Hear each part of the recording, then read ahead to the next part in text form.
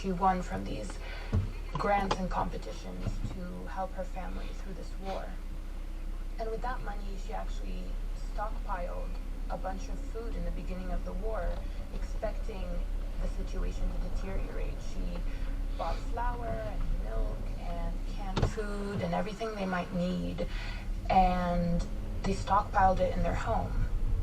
And how is it that they're still in northern Gaza? Well, actually, they tried to stay in their home for as long as they possibly could until the ground fighting really basically reached their doorstep. And at one point, early on during Israel's ground invasion of the north, Israeli soldiers came to their building and they forced them out. They asked everyone to leave the building, and they detained all of the men and the boys who were later released. And she was forced to leave with nothing. They took nothing with them, like many other Gazans.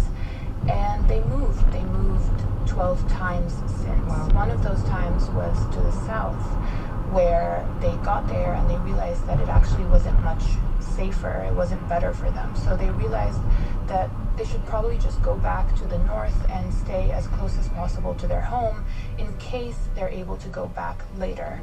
But that never happened because Israeli forces took up their home as a military base, and they were there for 2 weeks, she said. And after they'd left, 2 weeks later, she went back to check on her home, and it was burned. There was nothing left, including the food that she'd stockpiled.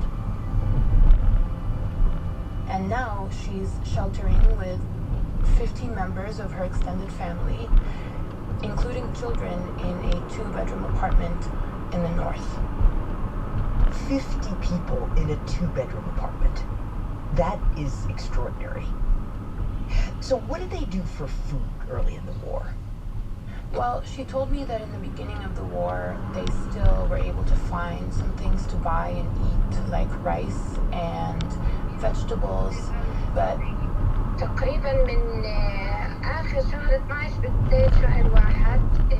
she said that by the end of December, basically, when aid to the north became less frequent and things that they were eating had started to run out, including flour, which became much less available and much more expensive, they didn't know what to do. I mean, they had nothing to eat, so they started mixing water with starch to eat. They were having 1 meal a day, and the children were constantly hungry, so they had to find an alternative, and that alternative was animal food. So she told me that they started grinding up really any animal food that they could find. So rabbit food and bird food and hay and fodder, really anything that they could get their hands on. And they would use that to make bread with, but the bread was very dry and it smelled bad, it tasted bad, and it made their stomachs hurt. But she said that the one that was the worst for her was the bird food. She said the bird food tasted and smelled as if you were sitting with a bunch of chicken. The smell was very bad and the taste was even worse.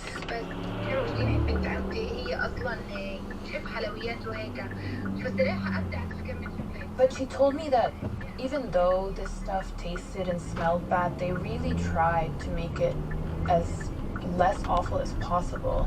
She told me that one of her cousins sheltering with her loved to bake, and she made really tasty sweets before the war. So basically she tried to make the most out of these ingredients, and she was making desserts using the cornmeal and the rabbit food, and she was also making other savory dishes that they liked and they ate frequently before the war. She used the animal feed to make maftoul, which is the Palestinian version of couscous. So she was making it with the ground up animal feed? Yes, but that was still not enough. At that point, Ghada and her family were only eating 1 meal a day, and that was not enough for them or the children in the family. هي مش متقبلة الصراحة هذا كله حتى فيش حاجات. She told me that her little sister, 2-year-old Eileen, who's actually the youngest person sheltering with them, was hungry all the time. She was going to sleep crying and waking up crying, and she loved milk, but they ran out of milk more than 2 months ago. So what they've been doing is basically giving her expired juice. It was actually not even juice, it's a concentrated juice that they would mix with water. And because it was expired, it was making her sick, but that was the only thing that they could give her in place of milk. And when they were able to, they would give her sugar cane that they would find in the market and lemons as a snack. And sometimes when those weren't even available, they would just give her gum to chew on and stop crying, to silence her hunger. مثلا اطعميها علكة عشان تسكت أشياء زي هيك. So I asked her if they've been able to get any aid since the war started, and she told me that her brother Muhammad, who's 30 years old, had been going to the distribution site and sleeping on the beach just waiting for aid. He would leave at 7 in the morning and come back at 3 a.m. and he slept there for 3 days last week. So her brother had been sleeping on the beach in hopes that there would be aid dropped off here. So what happened? So after waiting for hours near the distribution site on Thursday, he saw the aid trucks coming, and along with the crowd, he ran towards them. And suddenly, when the chaos erupted, he just started seeing people dropping to the ground. And he's actually deaf and mute, so he didn't know what was happening. He just saw people get shot and fall to the ground in front of him. She told me that he saw someone get shot in the head right next to him. God. And in the middle of all the chaos and the bloodshed, he was actually able to grab a bag of flour, and he just took it and started running really fast. He was just trying to get away and hold on to that bag of flour that he was able to get. And while leaving the site, he saw this little kid who was also able to grab a bag of flour. But she said that he told her that the kid was stopped by local gang members who had attacked him and grabbed the bag of flour from him. They stole it from him. And Ghada's brother just kept running until he got home finally. And he came home after 3 days of sleeping in the sand with a bag of flour. God, a terrifying night. But that was the first time they've had flour in months, since December basically. So obviously they wanted to make bread, but that bag was a 25-kilogram bag of flour. And again, there were 50 people sheltering in one apartment, so they had to make it last them as long as possible so it could feed all the members of the family. So actually what they're doing now is they're mixing the flour with animal feed still. They're doing 1 cup of flour with 3 cups of animal feed to stretch it out for as long as possible, and they're making bread with it. Wow. She said that it was better, but still not normal bread. It was not what they were craving. خلص أنا بدي أروح ما ضل إشي لأنه خلص نطلع على الجنوب على الأقل بيكون في أكل ناكل بدل ما إحنا حالنا هيك. You know, they've been through so much since the war started. They've seen people killed, they've seen dead bodies, they've been displaced 12 times, they've lost friends and family members. But she said that now with the hunger and the starvation in the north, it's really the worst thing they've gone through since the beginning of the war. She said that she's seeing people, kids who were rummaging through trash trying to find anything to eat. And so she said that people were still going back to that same distribution site. She even said that more people were going back on the beach and waiting and camping out and sleeping there, hoping for more aid to come. And she also said that her brother, Muhammad, was also going back every day since Thursday, hoping to get another bag of flour because he was so hungry that he wanted to eat anything, and risking his life for a bag of flour was worth it. Despite the fact that so many people had died on Thursday trying to get flour, the fact that some people did come home with a bag of flour, that was enough for them and others to go back there in hopes that more was going to come. أكيد أكثر بدي الله معك باي باي الله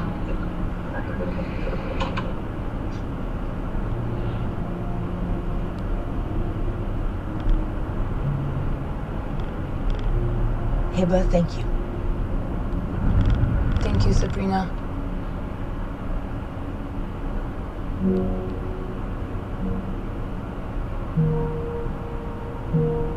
Over the weekend, the Biden administration airdropped food into Gaza for the first time, and Vice President Kamala Harris called for a ceasefire, a position she pressed with a member of Israel's war cabinet, Benny Gantz, at the White House on Monday.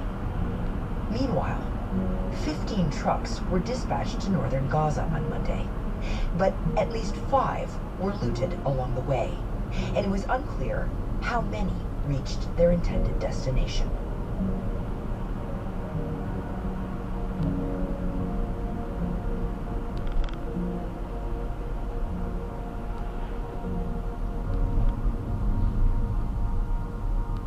We'll be right back.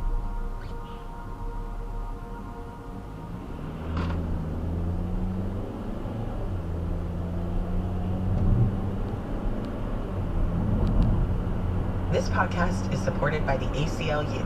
When Donald Trump came for people's rights, the ACLU showed up, taking over 400 legal actions against the Trump administration to protect immigrants, defend reproductive freedom, safeguard voting rights, and fight for all our civil liberties. No matter who wins this November, the ACLU will be ready. Any politician who threatens our freedoms will have to face the ACLU in court, in Congress, in every state house, and in the streets. Learn more at aclu.org, paid for by American Civil Liberties Union, Inc. Here's what else you should know today. On Monday, the Supreme Court ruled that states may not bar former President Donald Trump from running for another term, rejecting a challenge to Trump's eligibility that had threatened to upend the presidential race. The case arose from a challenge brought by Colorado voters who cited Section 3 of the 14th Amendment, a provision adopted after the Civil War to forbid those who had taken an oath to support the Constitution from holding office if they engaged in insurrection.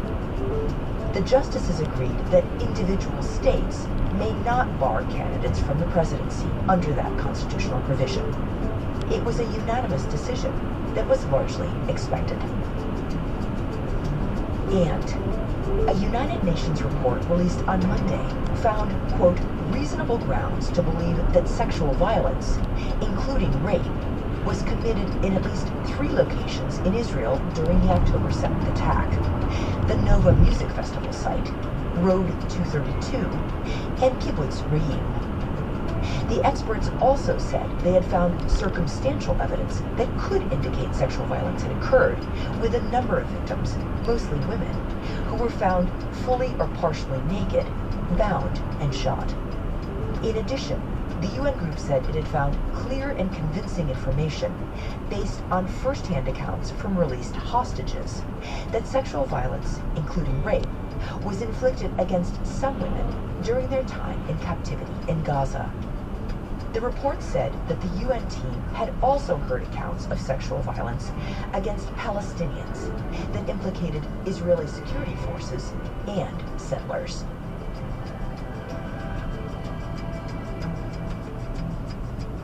Today's episode was produced by Sydney Harper, Rochelle Banja, and Lindsay Garrison.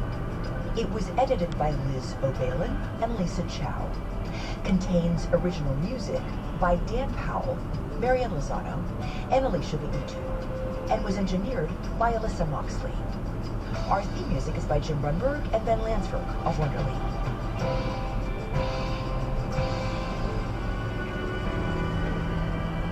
That's it for the Daily. I'm Sabrina Tavernisi. See you tomorrow.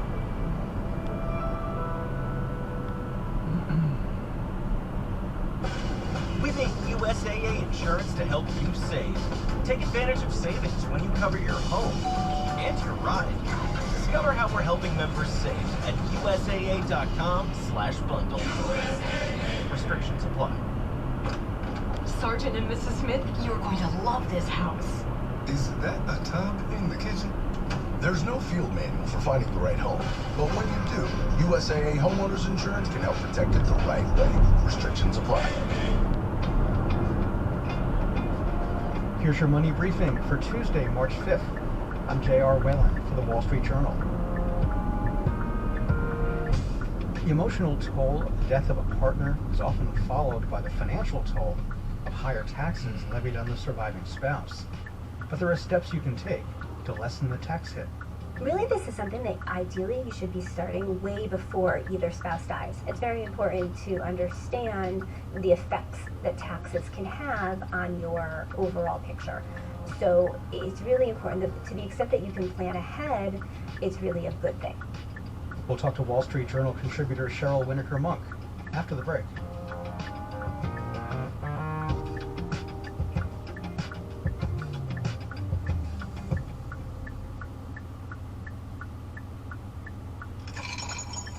That's the sound of Brock's jelly beans being poured into a candy bowl. Oops. And the sound of hosting your first family brunch. Listen to the sweet sonic musings of Brock's jelly beans swirling in your sister's favorite candy bowl. Well, second favorite. But thanks to these delicious beloved beans, she'll never know it's a replacement, or that you and your cousin broke it trying to decorate a cake. Brock's. Make moments sweeter. Head to Brock's.com to shop now.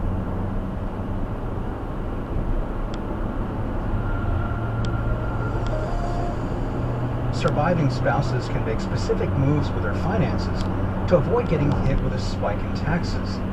Wall Street Journal contributor Cheryl Winokur-Monk joins me. Cheryl, why do spouses of deceased partners fall into what is sometimes called a survivor trap? It's actually a very frustrating situation for survivors. It arises in the years after a spouse dies. And the first year that after the spouse dies, you can still file married jointly. But the following year and in the years after, you often see a higher tax bill, and that can be for a number of reasons. Sometimes that status is because the surviving spouse goes into a higher tax bracket, even if the income remains the same.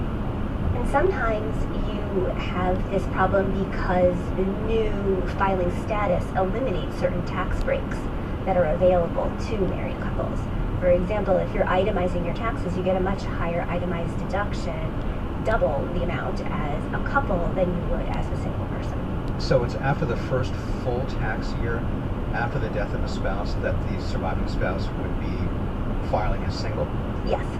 Let's talk about how a surviving spouse can mitigate these taxes. What moves can somebody make with their retirement account? There's a concept called a RMD, required minimum distribution. And those are required with certain retirement accounts, such as traditional IRAs. And those required minimum distributions begin the year an account holder reaches age 73, and that rises to age 75 in 2033. When you start having to take out these distributions, it actually bumps up your income in the year that you take it out. And so that can make a big difference in terms of you have more income, then you're paying more taxes, theoretically, unless you can find ways to mitigate that. One of the ways that you can do this is to make sure you have some investments within taxable accounts that aren't going to be subject to required minimum distributions. And those are what you have to take out of your retirement accounts after you reach a certain age. So if you have investments within taxable accounts, such as like stocks, for example, you're not going to be taxed if you don't sell. These are in non-retirement accounts. I'm talking taxable accounts. You own stocks, let's say. But you're not going to be taxed if you don't sell. But then if you do sell, that spouse can get what's called a step-up in basis, and that just eliminates the capital gain that occurred between the original purchase and the spouse's death. So the capital gains tax is assessed based on the difference between the asset sale price and what you buy it for. So if I paid $100 for a stock and sold it for $200, then I'm paying capital gains on that $100 difference. If there's a significant age difference between the spouses, how would that change this equation? When a spouse dies and he or she has an IRA, you can have what's called an inherited IRA. But if there are required minimum distributions on that would continue based on the age and life expectancy of the deceased spouse. So in one example, there was a woman in her 60s and her husband was in his 80s when he passed. Based on the RMDs of her husband, it would have been about $70,000 a year of distributions. So instead, that spouse was able to roll over that IRA, and because of her age, she didn't have to take RMDs. So that eliminated this whole piece of ordinary income from her tax return. And what about charitable donations? We hear people talking about them a lot this time of year during tax season. So charitable contributions are a way to help mitigate your taxes. If you have more than $14,600 in charitable contributions and other itemizable deductions, could be medical expenses, for example, that can lower your tax burden. With any of these strategies, it's always better to talk to a tax professional to make sure that you're doing things the best way for you and you're not jeopardizing any other tax breaks, for example. What are the tax implications if the surviving spouse sells the family home? The issue is more if you're going to have a home in two different places. If you just decide you want to move, maybe you live in a high tax state like New York or New Jersey, and you sell the family home and you want to move to Florida, which has no income taxes, and that could actually be a very good strategy for you. What you have to be careful is if you decide you want to live in both states, you just have to be careful on the amount of time that you live in the other state, and if you're going to claim that as your new domicile, your new place of residence, you really have to make sure it's a legitimate move with adequate documentation and not just something to evade higher taxes, because the state auditors are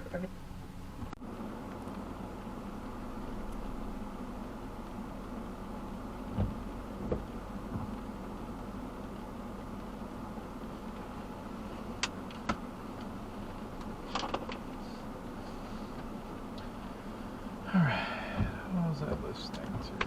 Let's see.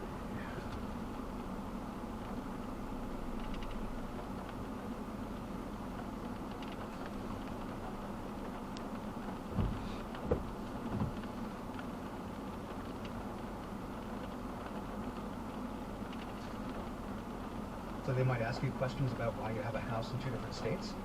They might. So for example, if you're leaving New York, say New York is a very high tax state, and you're going to Florida, which I said has no income tax.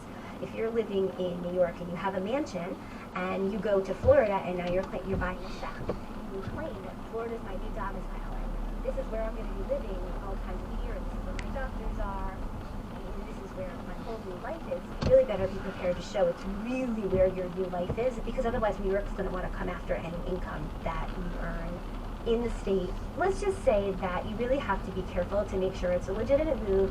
When we're talking about this survivor trap, it seems like a lot of these considerations are very specific to someone's situation. And so what's a good way for someone to navigate this? Really, this is something that ideally you should be starting way before either spouse dies. So, when you're in your 50s and early 60s, you should be sitting down with a tax advisor and talking about some of the strategies to help you mitigate taxes now and later in life as you get older, especially as you're starting to think ahead where you're going to have these required minimum distributions. It's very important to understand the effects that taxes can have on your overall picture. So it's really important to the extent that you can plan ahead, it's really a good thing. That's WSJ contributor Cheryl Winokur-Monk. And that's it for your Money Briefing.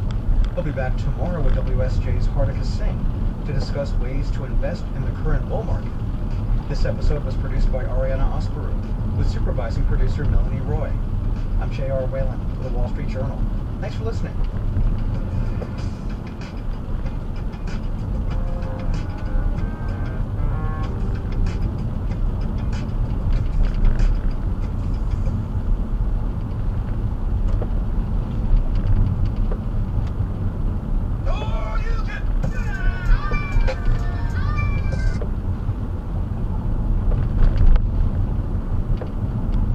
It's Today Explained. I'm Alana Casanova Burgess, filling in as host on this Super Tuesday.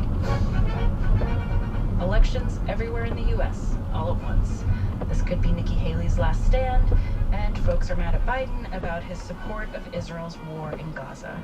But we'll start with the Senate race in California. This was a seat that was occupied since 1992 by Senator Dianne Feinstein, who is, was this legend of California politics, a real institution. This is Melanie Mason. She writes about California politics for Politico. Whoever gets this seat, it automatically catapults them to a new level of notoriety, a new level of prominence in the Democratic Party. Israel is a major talking point for candidates in that race, and it's shaking up primary contests across the country. More ahead on Today Explained.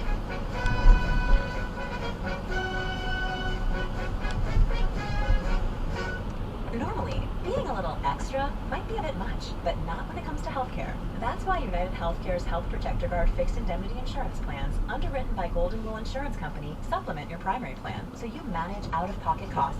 Learn more at uh1.com.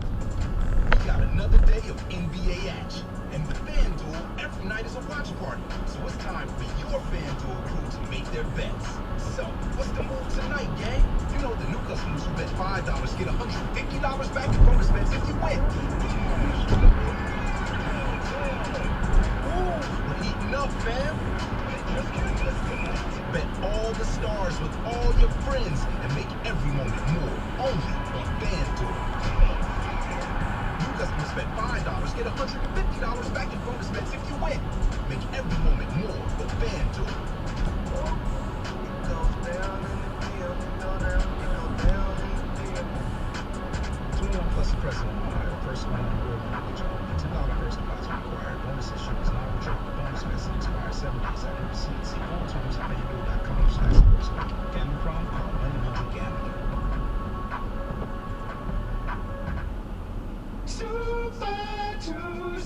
Super Tuesday. So there's a Senate primary today in California. There are a whopping 27 candidates on the ballot, but there are 4 big ones, 3 Democrats and 1 Republican. Melanie Mason from Politico, can you give us a little bit about each of them and the case they're making as to why they should be the next senator from California? Do you want to start with Congressman Adam Schiff from Burbank, or I guess as we've heard Trump call him, you little pencil neck. Pencil neck, Shifty Schiff, there's like so many nicknames. And there's been nothing better for Adam Schiff than the fact that he has this antagonist in Trump. He buys the smallest shirt collar you can get, and it's loose. Adam Schiff has been a congressman representing the Los Angeles area since 2000, and he was seen as kind of a pretty establishment, fairly centrist Democrat who had been on the House Intelligence Committee, had been involved mostly on sort of foreign affairs, national security side, and then the Trump impeachment comes, and he became the main House manager for the first Trump impeachment, and has become sort of a face of the resistance, as it were, to former President Trump. You can't trust this president to do the right thing, not for 1 minute, not for one election, not for the sake of our country. You just can't. He will not change, and you know it. Between that and the January 6th committee, really has sort of positioned himself nationally as somebody who would take on Donald Trump. When our democracy was in danger, he stood up. Adam Schiff took on a corrupt president. He fought to protect our values and the rule of law. He's not exactly like the flashiest candidate, but he has somehow become the celebrity candidate because he has such a national following, which in practical effect means that he has raised just gobs of money. And so he has been sort of the consistent front runner from the beginning, in part because of his national profile and in part because he has more money than God. All right, so Adam Gobs of Money Schiff.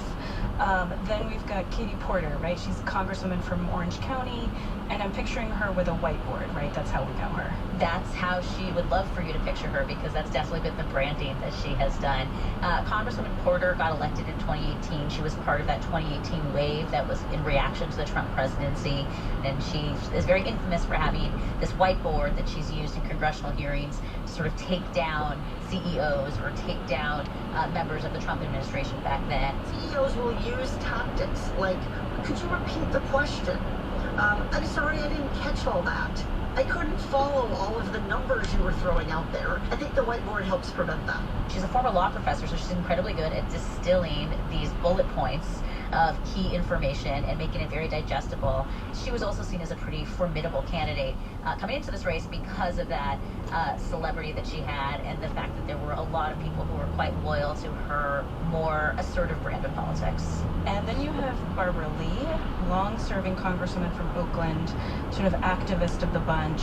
Yes, and she really has kind of captured the long-standing admiration, particularly of progressives, because of this really fateful vote that she took back in 2001 in the aftermath of September 11th. She voted against the Authorized Use of Military Force Act, which is sort of what laid the groundwork for the war in Afghanistan, the war in Iraq, and she has really run on that.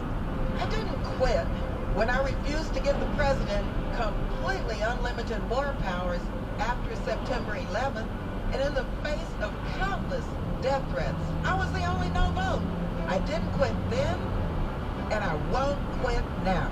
Her problem is she just has not been able to raise many like the other two Democrats that she's running against. So all of those compelling storylines, she doesn't really have the ability to communicate that to the voters. Okay, so 3 Democrats, 1 Republican in the race. Steve Garvey, former baseball player. That's right, former Dodger, former Padre. Deep right field, way back, Cutter going back to the wall. It's gone.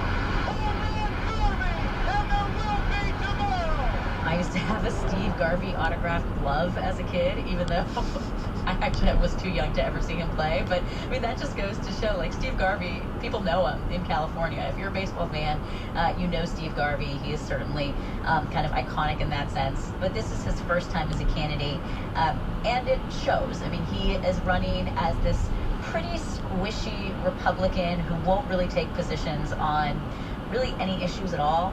He, for example, voted for Trump twice, but won't say if he will vote for Trump again in this election. I will look at the 2 opponents.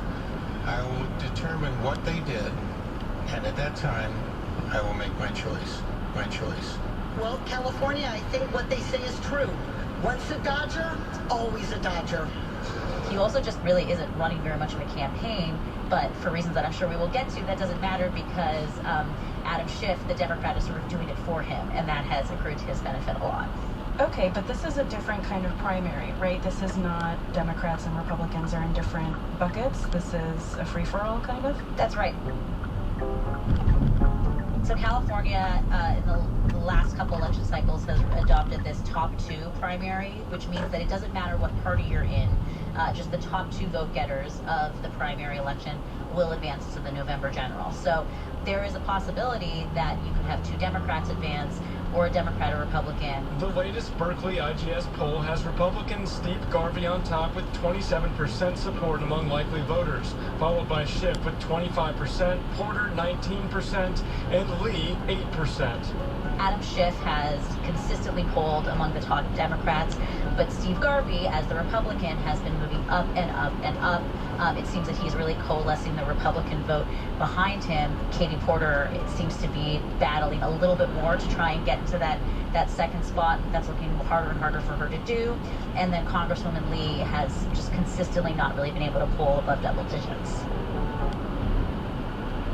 You mentioned earlier that Schiff has been sort of promoting Garvey? Yeah, so because Schiff has so much money that he can spend, he basically has money to run 2 campaigns. So he's running his own campaign where he has advertisement that's his own bio, his own sort of positive vision, talking about what he would do to Senate. Mm-hmm. And then he's running this other set of ads that technically are anti-Garvey ads. 2 leading candidates for Senate, 2 very different visions for California. Steve Garvey, the leading Republican, is too conservative for California. He voted for Trump twice and supported Republicans for years, including far-right conservatives. There are millions of Republicans in this state, but the reality is looking ahead, in a state as blue as California, a Schiff-Garvey matchup almost virtually ensures that Schiff would be the next senator from California. We don't obviously make 100% predictions, but the math would be extremely difficult for Steve Garvey going forward. So we've got essentially Schiff, the Trump antagonist, Katie Porter, the explainer, Barbara Lee, the activist. And among them, are we seeing any actual policy differences or just vibes? I'd say mostly vibes. I think there's 2 areas that have emerged as a point of difference, and one of them I will say I did not have on my bingo card going into this race, and this was a question of earmarks. Katie Porter has really put her foot down. Earmarks are about inviting corruption, conflicts of interest, and rewarding people's donors. The other two Democrats say, of course we need earmarks. Earmarks are ways that we can pay for housing programs or homelessness programs in our communities. The other issue where there is some genuine policy differentials, and I think does reflect a larger conversation, is about the Israel-Hamas war. As soon as Hamas's attack on Israel happened on October 7th, Congresswoman Lee, who, remember, is this anti-war activist, has sort of been a hero in the party because of that, immediately came out, literally the next day came out and called for an immediate ceasefire. The only way Israel is going to be secure is through a permanent ceasefire. The only way that is going to happen is with a political and diplomatic solution. And she had really put a marker down early, I would say much earlier than most of the progressives in her party, who very quickly, I think, coalesced around this ceasefire idea, or this ceasefire concept as something to rally around. Congressman Adam Schiff, on the other side, has been sort of steadfast in not calling for a ceasefire. I don't know how you can ask any nation to cease fire when their people are being held by a terrorist organization. Katie Porter has sort of found herself a little bit in the mushy middle. So I've called for a release for all the hostages, resources to rebuild Gaza, making sure Israel is secure and a free state for Palestinians where they can thrive. But just the fact that she sort of put herself in this middle ground position so that she could say that she supported some form of ceasefire, I think in a way symbolizes Democrats, or at least some Democrats, growing concerns about how Israel is conducting this military operation, and a sense that there is a real uneasiness out there, and increasing their pressure, calling for some form of ceasefire is a way to do that. I think that there are people who feel very, very strongly about this issue. Just as we've seen across the country, there are people who come out and protest. There are people who say that this will be a determinative issue. But I think that if we're talking more broadly about the electorate as a whole, I don't think that this is necessarily an issue that is determining what people's vote is going to be. And so I think for the people who care very deeply, it might be that single determining factor, but I do not think that's the case for the majority of voters.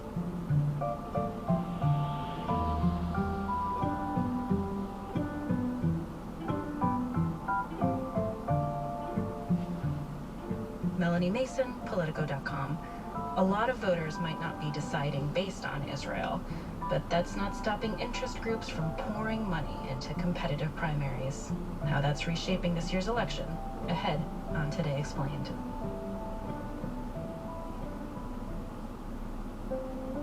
Support for the program today comes from Quince. Are you ready to upgrade your wardrobe for the spring season? If so, Quince has got you covered with timeless essentials that you'll want to wear again and again. Plus, Quince says they work only with factories that use safe, ethical, and responsible manufacturing practices. I've never worked with a factory, but maybe Sarah Frank on the Vox team has. What I really like about Quince is how high quality the pieces are for the price. I ordered the organic heavyweight boyfriend sweatpants, which are super thick and fleecy with deep pockets, and I know I'll be staying cozy warm wearing these at home. You can indulge in affordable luxury by going to quince.com/explained for free shipping on your order and 365-day returns. That's QUINCE.com/explained to get free shipping and 365-day returns. Quince.com/explained. Support for Today Explained comes from Shopify. If medieval individuals had access to the internet, at least one of them would figure out the benefits of e-commerce, and the rest might shun them for witchcraft. Luckily, the year is 2024 and anyone can actually make a living selling stuff online. You can start your own ye old online shop with Shopify. You can sign up for a $1 a month trial period at shopify.com/explained. It's all lowercase. You can go to shopify.com/explained now to grow your business no matter what stage you're in. Shopify.com/explained. Businesses that grow with ye old Shopify. Deal with it. Oh, this was a Support for bad the program idea. today comes from Noom, who would like to remind you that your body is like no one else's. Your body is a snowflake, and they want to help you with your snowflake. According to Noom, they build a plan specifically for you based around psychology and biology, even helping you understand why you might crave that one specific food at the same time every day. I've never craved the same food at the same time every day, but maybe Vox's Sarah Frank has. Using Noom, I liked how easy it was to get set up, and I liked their super friendly features that allowed me to track and Come on, input my people. workouts, goals, Pass 'em, moods, and pass stress 'em, levels pass 'em. every day. You can stay focused on what's important to you with Noom's psychology and biology-based Come on. approach. Sign up for your trial today at Noom.com. That's Noom.com. Go, go, go, go, go.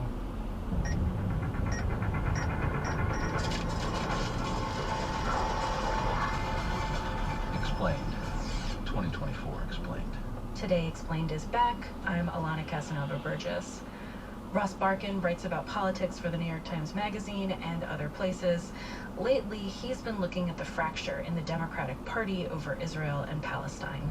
For the last few decades, it was almost impossible to find a Democrat who was willing to criticize the actions of the Israeli government in any way. That consensus has only started to erode in the last few years. You've seen the rise of a new, younger left. You've seen Democrats enter Congress like Ilhan Omar, like Rashida Tlaib, like Summer Lee, like Jamal Bowman, who are willing to criticize the Israeli government. Most of those politicians are in the Squad. The Squad is now around 8 Democrats. The Squad didn't exist at all until 2019. So that's important to keep in mind. You have a very different political dynamic today than you did a decade ago or 20 years ago. And that is definitely playing into what you see today.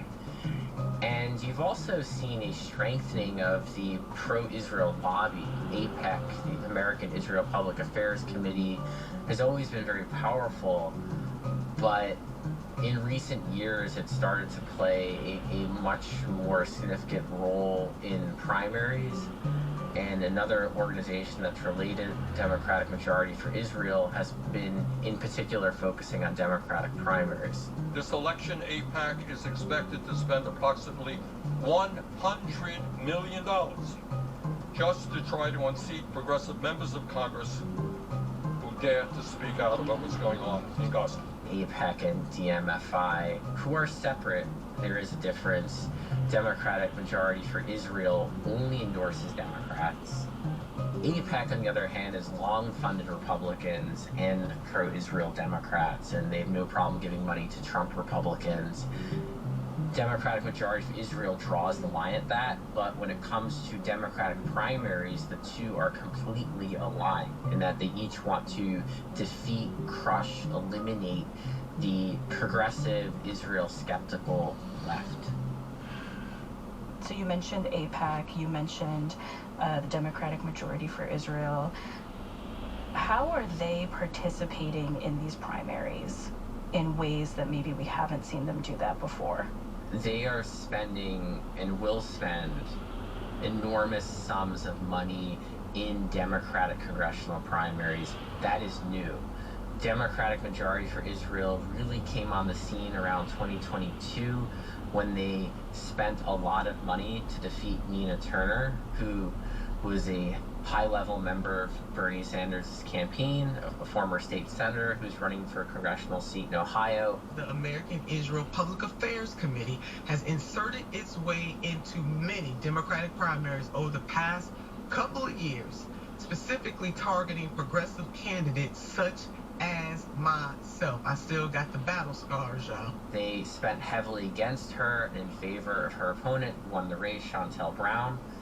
Typically what AIPAC would do was donate money in general elections to both parties to keep a kind of consensus. They're still doing bipartisan donations, but their focus has changed from keeping Republicans and certain Democrats in the pro-Israel fold and the Israel hawk fold to really coming hard against this Israel skeptical, or even politicians who are willing to lightly criticize Israel. There's a few policy positions that AIPAC and DMFI particularly revile. One is conditioning military aid to Israel. This is something that has become increasingly accepted on the progressive left, that if the U.S. is going to continue to fund Israel, it can't be a blank check. In 2022, Andy Levin, who's a Jewish Zionist in favor of two-state solution, also progressive, he was the president of a synagogue, someone who traveled to Israel many times, who believed fully in the project of Zionism. He was pushing legislation to condition military aid to Israel. AIPAC can't stand the idea that I am the clearest, strongest Jewish voice in Congress, standing for a simple proposition that there's no way to have a secure democratic homeland for the Jewish people unless we achieve the political and human rights of the Palestinian people. AIPAC opposed him furiously, and he lost his re-election to Haley Stevens, who is still in Congress and who is an unflinching supporter of Israel. Can you talk about what the AIPAC spending and the DMFI spending result in? Like, are attack ads? Are those ads actually mentioning Israel? They will run ads that have nothing to do with Israel, and they'll attack politicians based on whatever their polling says makes them most vulnerable. For example, in California, they're targeting a state senator, Dave Min, who's running for Katie Porter's open house seat, and they're attacking him over a drunk driving incident, not over any alleged insufficient support of Israel. Dave Min wants your trust, but Fucking Min was arrested Joker. for drunk driving, putting us all at risk. More voters in California will care about Dave Min driving drunk than Dave Min supposedly not supporting Israel enough. And that is often the approach they take, and there's a reason they do it. It's an approach that usually works. What about the other side? Like, are there groups more critical of Israel also getting involved in primary campaign spending? To an extent, but they just have a lot less money.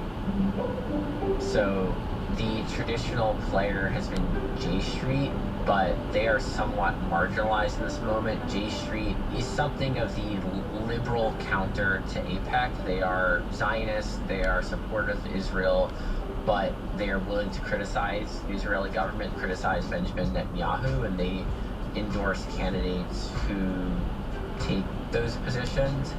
But J Street unendorsed Jamal Bowman, and they're not helping the squad members in the AIPAC DMFI onslaught. So J Street is not really in play here. Jewish Voice for Peace is trying to be more involved. They are a growing and very professionalized anti-Zionist organization that is behind a lot of the big attention-grabbing protests you see, like the occupation of the Statue of Liberty or Grand Central Station. Here at home, an almost surreal scene inside Grand Central Terminal tonight as hundreds of demonstrators took over the place, calling for a ceasefire in the war.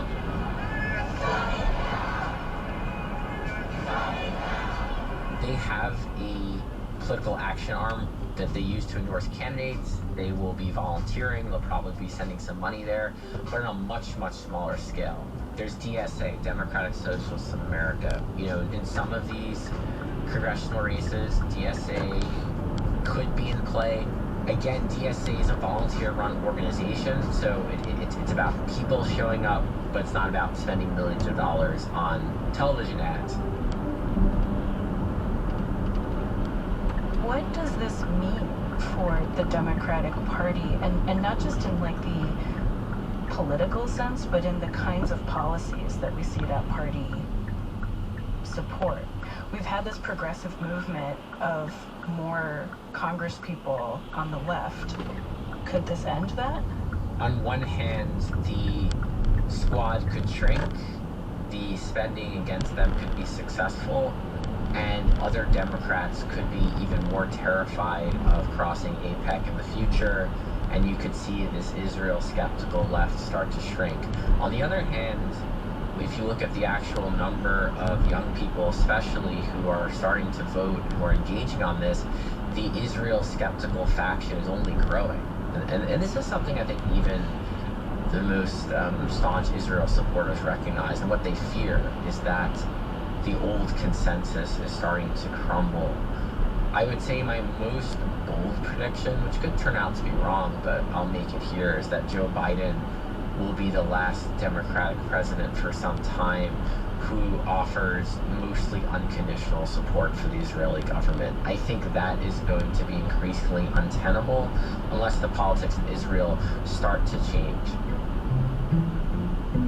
Israel is governed by a conservative right-wing majority, and it's no secret that Benjamin Netanyahu is holding on in the hopes that Donald Trump is elected president again, because Trump and Netanyahu align on politics. They have the same vision for the future of Israel, and Netanyahu would like to see someone like Joe Biden lose.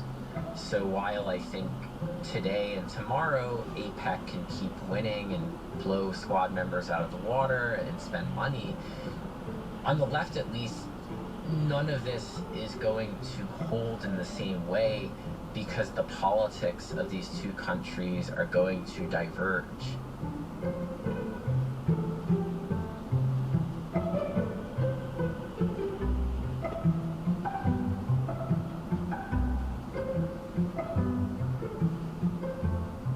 That's Ross Barkan. Check out his Substack, Political Currents. Today's show was produced by Avishai Artsy, edited by Matt Collette, fact-checked by Laura Bullard, and mixed by Patrick Boyd. I'm Alana Casanova Burgess, and this is Today Explained.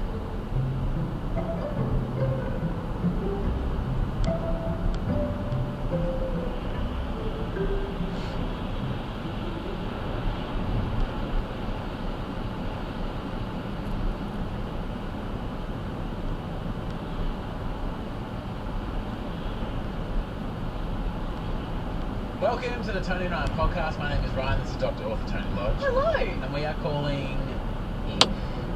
On the left at least, none of this is going to hold in the same way, because the politics of these two countries are going to diverge.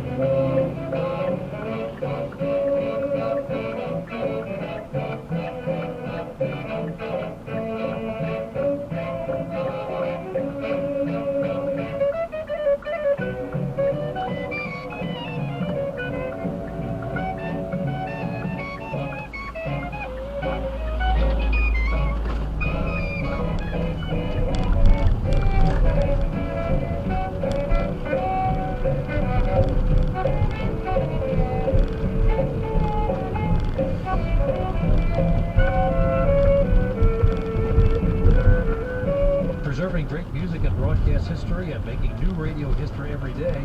This is 89.3 FM, WMKV Reading, Ohio, and 89.9 FM, WLHS, Westchester, Ohio. The memories are wonderful, so thank you so much for bringing this music to us. The Maple Loaf Radio Network. There's just something very special about a rousing march or a selection from a concert band. You can hear them here on WMKV and WLHS when you take your seat in the Cincinnati Band Room with Jeffrey Evans every Tuesday evening at 10 p.m. There's no other place on local radio that brings you these great works of martial and concert music. Listen Tuesdays at 10 p.m. for Cincinnati Band Room on your station for music, nostalgia, news, and radio comedies and dramas. 89.3 WMKV, 89.9 WLHS, and online at WMKVFM.org or on the WMKV app. Now let's check area weather with Local 12, the Weather Authority, on WMKV and WLHS. Tuesday weather report coming your way right now on the Maple Knoll Radio Network. High of 68 degrees in the tri-state area on Tuesday. Rain chances heaviest around 2 p.m. through the evening hours. 45% chance of rain this evening, and rain chances stick around on Wednesday with a high of 57.